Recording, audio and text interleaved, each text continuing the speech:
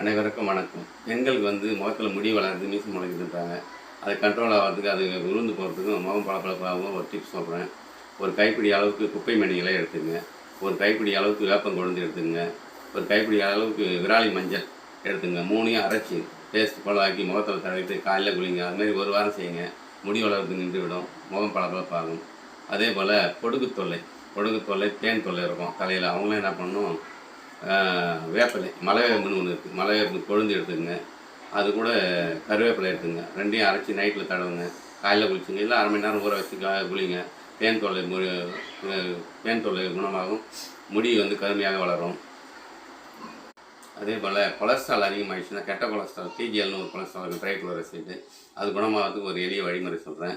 ஒரு 2 கிளாஸ் தண்ணி எடுத்துங்க.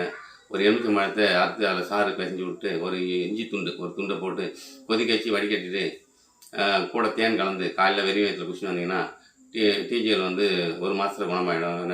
நார்மலுக்கு வந்துடும். கொலஸ்ட்ராலும் குறையும். இதயம் பலப்படும். இதய நோய்கள் வராது. அதே போல் ஆண்மைக்கு ஒரு எளிய வழிமுறை சொல்கிறேன். 40 35 45 வயசு வரைக்கும் ஆண்மை இல்லை, குழந்தை பாக்கியம் இல்லைன்னு சொல்கிறாங்க. அவங்களுக்குலாம் மொட்டிலிட்டி உருவாகிறதுக்கும், அதிகமாகிறதுக்கும், சிந்தனை அதிகமாகிறதுக்கும், குறைபாடு இருக்கிறதால குழந்தை பேர்கள்ன்றாங்க. அவங்களுக்கு சில டிப்ஸ் சொல்கிறேன். ஓரிதழ் தாமரை, இதுதான் சித்தாக்கடையில் கிடைக்கிறதெல்லாம்.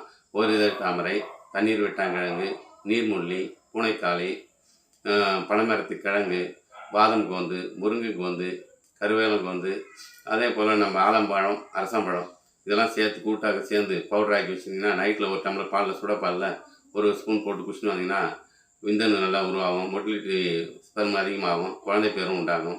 அதே போல் பெண்களுக்கு கருப்பை இதுவும் இருக்கும். கருப்பை சுத்தமடையாமல் நீர்க்கட்டிகள் இருக்கும்.